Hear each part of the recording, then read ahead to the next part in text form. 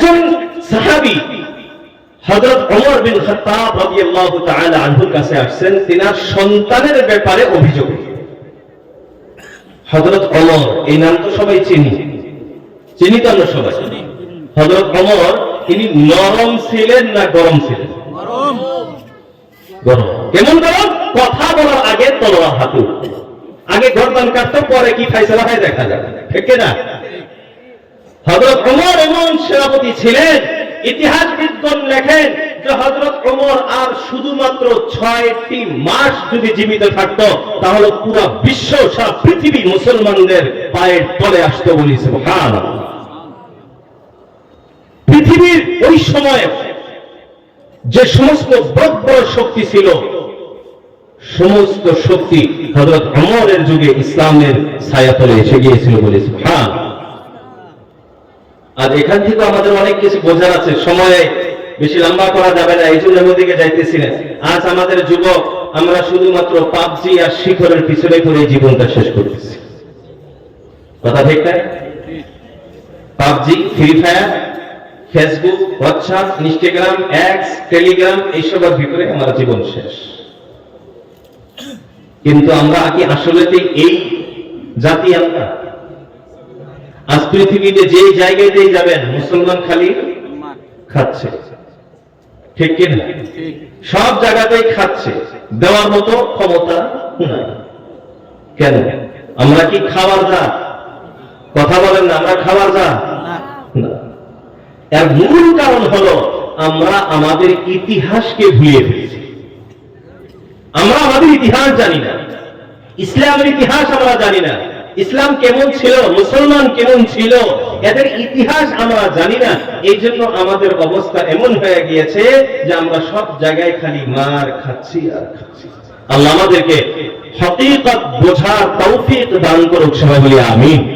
কারো জন্য বলি আমিন।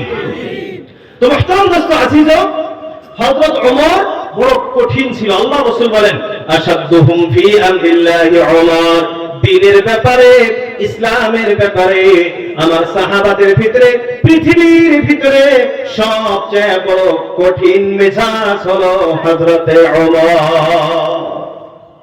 তো ওই বাবা আসছে ছেলের ব্যাপারে অভিযোগ নিয়ে ওমরের কাছে, ভাবছে ওমরের কাছে অভিযোগ দিলেই বেটা ছেলের অবস্থা টাইট করে দিব। এরা বলল আমার হযরতে ওমর বিন খাত্তাব রাদিয়াল্লাহু তাআলা আনহু ওই বাবাকে বলেছে, তুমি কি তোমার সন্তানকে সাথে নিয়ে আসছো? বলে না, সন্তানকে তো সাথে আনি নাই। বলে আজ চলে যাও, কাল তোমার সন্তানকে সাথে নিয়ে আসবা, পরে আমি দেখতেছি। বন্ধুরা আমার, দ্বিতীয় দিন যখন ওই বাবা তার সন্তানকে নিয়ে হযরতে ওমর বিন খাত্তাব রাদিয়াল্লাহু তাআলা আনহুর দরবারে আসছেন, হযরত ওমর তো দেখেই চিনছে এই বাবাই তো গতকাল আসছিল। হযরত ওমর তলোয়ার বাহির করে নিয়েছে, কাম তামাম করে দিবে। এর বন্ধুরা আমার, এই সময় ওই যুবক, ওই বালক হযরতে ওমর বিন খাত্তাব রাদিয়াল্লাহু তাআলা আনহুকে ডাক দিয়ে বলতেছেন, ও আমিরুল মুমিনিন, ও খলিফাতুল মুসলিমিন, আপনি শুধুমাত্র আমার বাবার কথাগুলি শুনেছেন, আমার বাবার অভিযোগগুলি আপনি শুনেছেন, আমার কথা তো আপনি এখনো শুনেন নাই। এক পক্ষে কথা শুনে কি সিদ্ধান্ত নেওয়াটা ইসলামের সঠিক? একদিকে কথা শুনবেন আর আপনি ফয়সালা করবেন, এটা কি জায়েজ হয়? হযরত ওমর কথা তো ঠিকই, একদিকে শুনে তো ফয়সালা করা যায় না। তলোয়ারটা নিচে নামাইছে, এখন বলতেছে, ও বালক, তোমার কি অভিযোগ আছে তুমি আমারে বলো। বন্ধুরা আমার, ওই যুবক হযরতে ওমর বিন খাত্তাব রাদিয়াল্লাহু তাআলা আনহুকে এখন প্রশ্ন করতেছেন, ও আমিরুল মুমিনিন, ইসলাম ধর্মে শুধুমাত্র বাবা সন্তানের কাছে হক পায় এমন, নাকি সন্তানেও বাবার কাছে কিছু হক পায়? এই প্রশ্ন যখন করেছে হযরত ওমর বলেন, অবশ্যই সন্তানও বাবার কাছে হক পায়। এখন ওই যুবক বলতেছেন, ও আমিরুল মুমিনিন, সন্তান বাবার কাছে কি কি হক পায় আপনি কি আমারে অল্প শোনাইবেন? আমি শুনতে চাই বন্ধুরা আমার, হযরত ওমর বিন খাত্তাব রাদিয়াল্লাহু তাআলা আনহু রাসূলুল্লাহ সাল্লাল্লাহু আলাইহি ওয়াসাল্লামের কয়েকটা হাদিস শোনায়া দিলেন। এক নম্বর হযরত ওমর বললেন, একজন সন্তান তার বাবার কাছে যে এক নম্বর হকটা পায়, প্রথম হকটা পায়, প্রথম নম্বর হক, প্রথম নম্বর দায়িত্ব, বাবা তার সন্তানের জন্য একজন নেককার স্ত্রীর ব্যবস্থা করবে। এক নম্বর হক কি? বাবা তার সন্তানের জন্য চরিত্রবান নেককার একজন স্ত্রী ব্যবস্থা করে, এটা হলো এক নম্বর দায়িত্ব। আল্লাহ রাসূল আল্লাহর হাবিব বলেন, তুনকাহুল মারআতু বিআরবাআ লিজামালিহা ওয়া মালিহা ওয়া হাসাবিহা ওয়া দীনিহা ফাযফার বিযাতিদ দীন তারিবাত ইয়াদা। আল্লাহ রাসূল আল্লাহর হাবিব বিশ্বনবী সাল্লাল্লাহু তাআলা আলাইহি ওয়াসাল্লাম ইরশাদ করেন, তুনকাহুল মারআতু বিআরবাআ, সাধারণত মেয়েদেরকে চারটা কারণে বিবাহ করা হয়। কয়টা কারণে? চারটা বস্তুর দিকে লক্ষ্য করে বিবাহ করা হয়। এক নম্বর লিজামালিহা, সৌন্দর্যের দিকে লক্ষ্য করে বিবাহ করা হয়। দুই নম্বর ওয়া মালিহা, সম্পদের দিকে লক্ষ্য করে বিবাহ করা হয়। তিন নম্বর ওয়া হাসাবিহা, তার বংশ বুনিয়াদ দেখে বিবাহ করা হয়। চার নম্বর ওয়া দীনিহা, তার দিনদারি পরহেজগারি চরিত্র দেখে বিবাহ করা হয়। আল্লাহ রাসূল বলেন, ফাযফার বিযাতিদ দীন, চরিত্রবান পরহেজগার মেয়েকে তোমরা অগ্রাধিকার দাও। তারিবাত ইয়াদাকা, তোমার দুনিয়া ও আখিরাত কল্যাণ হয়ে যাবে। বলি সুবহানাল্লাহ। তো আল্লাহ রাসূল বলতেছেন, প্রথমে পুরুষ সাধারণত বিবাহ করে সৌন্দর্য দেখে, এটাই বর্তমান যুগেও চলছে। বর্তমান যুগে যারা বিবাহ করতে চায়, যারা আমরা বিবাহ করেছি, এর বন্ধুরা আমার, বর্তমান যুগের বাস্তবতা হলো মানুষ, সব যুবক বিবাহের আগে তালাশ করে সৌন্দর্য, আর বিবাহের পরের দিন তালাশ করে চরিত্র।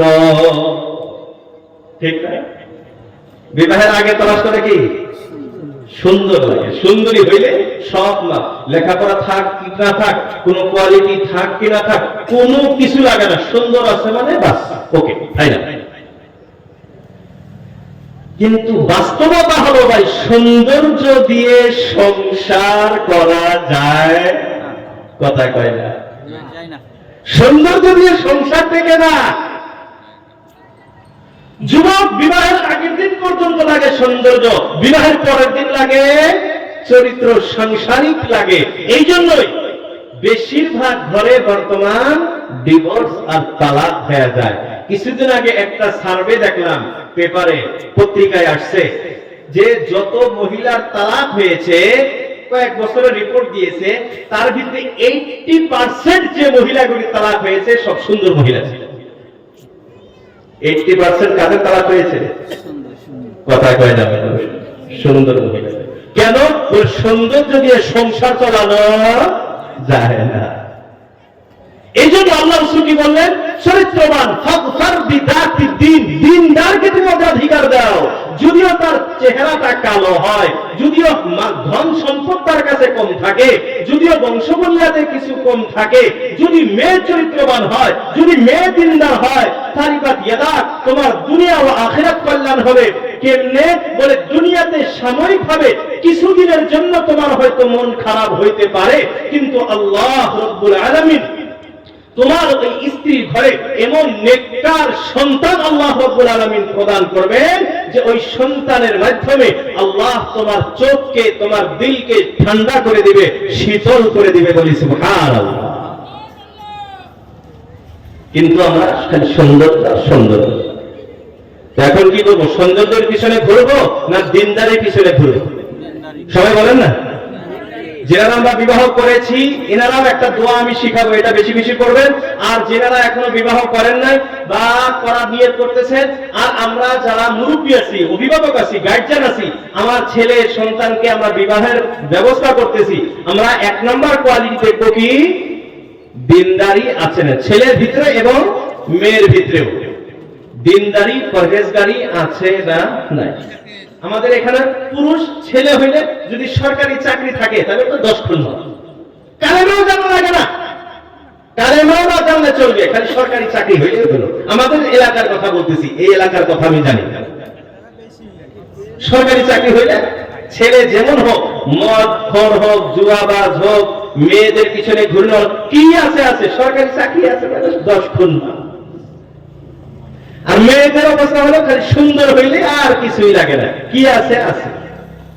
আল্লাহ আমাদের হেফাজত করুক, সবাই বলি আমিন। যারা আমরা এখনো বিবাহ করি নাই বা বিবাহ করেছি কিন্তু আমাদের সংসার ভালোভাবে চলতেছে না, একটা দোয়া আমি আপনাদেরকে শিক্ষা দিব, এই দোয়া আপনারা বেশি বেশি করবেন তো ইনশাআল্লাহ।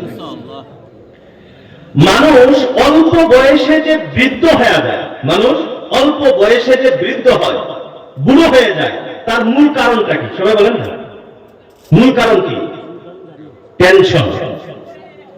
মূল কারণ টেনশন। টেনশনের কারণে মানুষ অল্প বয়সে বুড়ো হয়ে যায়, বৃদ্ধ হয়ে যায়। আর মানুষ সবচেয়ে বেশি টেনশন পায় বাড়িতে, কথা ঠিক না? সবচেয়ে বেশি টেনশন এই জায়গায়। কারণ আল্লাহ রাব্বুল আলামিন মেয়েদেরকে, মহিলাদেরকে কেন সৃষ্টি করেছেন? কারণ জানি আমরা কি? আল্লাহ রাব্বুল আলামিন বলেন লিতাসকুনু ইলাইহা, আল্লাহ বলেন আমি তোমাদের জন্য তোমাদের স্ত্রীদেরকে সৃষ্টি করেছি, লিতাসকুনু ইলাইহা, যাতে করে তোমরা সেখান থেকে তোমার স্ত্রীর মাধ্যমে তুমি প্রশান্তি লাভ করতে পারো। তো আল্লাহ রাব্বুল আলামিন স্ত্রীকে বানাইছেন প্রশান্তি, শান্তি লাভ করার জন্য, টেনশন দূর করার জন্য। কিন্তু টেনশন বেশি হয় এই জায়গায়। এই জন্য আল্লাহ রাসূল একটা দোয়া বারবার পাঠ করতেন। দোয়াটা কি? আল্লাহুম্মা ইন্নী আউযু বিকা মিন ইমরাআতিন তুশাইয়িবুনি ক্বাবলাল মাশী। ওলামায়ে কেরাম তো দোয়ার অর্থ বুঝতেছে, আমরা তো আর বুঝতেছি না। এর বন্ধুরা আমার, আল্লাহ রাব্বুল আলামিন বাংলা বোঝে কি বোঝে না? বোঝে আল্লাহ। এই জন্য আমরা যদি আরবি দিয়ে বলতে না পারি, বাংলায় দোয়া করলেও আল্লাহ শুনবেন কি শুনবেন না? তো আল্লাহ রাসূল আল্লাহর হাবিব সাল্লাল্লাহু আলাইহি ওয়াসাল্লাম দোয়া করতেন, আল্লাহুম্মা, ও আমার রব, ও আমার আল্লাহ, ইন্নী আউযু বিকা, আমি আপনার কাছে আশ্রয় গ্রহণ করতেছি, আমি আপনার কাছে পানাহ চাইতেছি। কিসের থেকে পানাহ? মিন ইমরাআতিন, এমন মহিলার থেকে আপনার কাছে আশ্রয় নিতেছি, এমন মহিলার থেকে আপনার কাছে পানাহ চাইতেছি, তুশাইয়িবুনি, যে আমাকে বুড়ো বানায় দেয়, যে আমাকে বুড়ো বানায় দিবে, যে আমাকে বৃদ্ধ করে দিবে, ক্বাবলাল মাশী, আমি বৃদ্ধ হওয়ার আগে। আল্লাহ রাসূল দোয়া শিখিয়ে দিলেন, ও আল্লাহ, আমি আপনার কাছে এমন মহিলার থেকে, এমন স্ত্রীর থেকে আপনার কাছে পানাহ চাইতেছি, যে স্ত্রী আমাকে বৃদ্ধ হওয়ার আগেই বৃদ্ধ বানায়া দিবে। এই দোয়া আমরা বেশি বেশি পাঠ করব তো ইনশাআল্লাহ। সবাই পাঠ করব? এটা পাঠ করবেন। যারা এখনো বিবাহ করি নাই, এই দোয়া যদি বেশি বেশি পাঠ করি, আল্লাহ রাব্বুল আলামিন আমাদের ঘরে এমন স্ত্রী, আমাকে এমন স্ত্রী আল্লাহ রাব্বুল আলামিন দান করবেন, যেটা দ্বারা আমি আর বুড়ো হব না, আমার টেনশন আর হবে না। আর যারা বিবাহ করেছি, টেনশন হচ্ছে, আমরা এই দোয়া যদি বেশি বেশি করে করি, আল্লাহ রাব্বুল আলামিন আমার আপনার স্ত্রীকে ভালো করে দিবেন, আর জীবনে টেনশন হবে। দোয়া করব তো ইনশাআল্লাহ? ভাই সবাই করব তো ইনশাআল্লাহ? আল্লাহ আমাদের তৌফিক দান করুক, সবাই বলি আমিন। তো হযরত ওমর বিন খাত্তাব রাদিয়াল্লাহু তাআলা আনহু বললেন, প্রথম নাম্বার সন্তান যেটা মা বাবার কাছে, বাবার কাছে হক পায়, এটা হলো বাবা তার সন্তানের জন্য নেককার স্ত্রীর ব্যবস্থা। কেন নেককার স্ত্রী কেন লাগবে? এর বন্ধুরা আমার, আপনার সন্তান তো হবে আপনার স্ত্রীর মাধ্যমেই, বলেন ঠিক কিনা? এই গত বছর আমেরিকার একজন বিজ্ঞানী রিসার্চ করেছেন। তিনি বলেন, কোন মা যদি চায় তার সন্তান গায়ক হোক, নায়ক হোক, কোন মা যদি এই আশা আকাঙ্ক্ষা থাকে, তাহলে যে গায়কের গান ভালো লাগে, যে অ্যাক্টরের অ্যাক্টিং ভালো লাগে, এর গানগুলি, অ্যাক্টিং গুলি বেশি বেশি শুনবে, দেখবে, এবং নিজেও সেই গানগুলি বলার এবং অ্যাক্টিং করার চেষ্টা করবে। এর মাধ্যমে ওই সন্তান ওই গায়ক এবং নায়কের মতোই হবে। এর বন্ধুরা আমার, বিজ্ঞানী বুঝাইতেছে মা যেটা করে, মা যেটা করবে সন্তানের উপরে প্রভাব পড়ে, সন্তান তেমনই হবে। বন্ধুরা আমার, এইখান থেকে এখন বোঝা যায় মার ঘরে গর্ভে যখন সন্তান আসবে, মা যদি কোরআন তেলাওয়াত করে, মা যদি নফল রোজা রাখে, মা যদি তাহাজ্জুদ পড়ে, মা যদি আল্লাহ আল্লাহ জিকির আজকার করে, মা যদি সুবহানাল্লাহ আলহামদুলিল্লাহ তাসবিহ তাহলিল পাঠ করে, এর বন্ধুরা আমার, আপনার সন্তান হবে কোরআনওয়ালা। কিন্তু বর্তমান বাস্তবতা হলো মা হলো টিকটকার, সন্তান হয় বড় টিকটকার। ঠিক না? যদিও বর্তমান আমাদের ভারতবর্ষে টিকটক বন্ধ হয়ে গেছে, কিন্তু ওই যে গজবের রিল আছে না, তাই ফেসবুকেও রিল, ইনস্টাগ্রামেও রিল, ইউটিউবেও রিল, সব জায়গা খালি রিল আর রিল। তো মায়ের সারাদিন রিল দেখে, বাচ্চা পেটে থেকে সব রিল শিখে আসে। এই জন্য জন্ম 6 মাস হয় না, মায়ের থেকে বেশি মোবাইল চালায়। কথা বাস্তব। এমন দেখবেন, আমার নিজের চোখে দেখা, 2 মাস বয়স হয় নাই বাচ্চা, 2 মাস বয়স হয় নাই, ওই বাচ্চাকে শুয়ে রাখছে, মোবাইলে রিল চালু করে দিছে, গান চালু করে দিছে, সন্তানের কোনো কান্নাকাটি নেই, সারাদিন মোবাইল দেখে। আল্লাহ আমাদের হেফাজত করুক, সবাই বলি আমিন। তো মা মোবাইল দেখিয়ে যদি সন্তান মোবাইল চালান শিখে আসে, তাহলে মা যদি কোরআন পড়ে, মা যদি তাসবিহ তাহলিল পাঠ করে, তাহলে সন্তানও তাসবিহওয়ালা কোরআনওয়ালা জন্ম।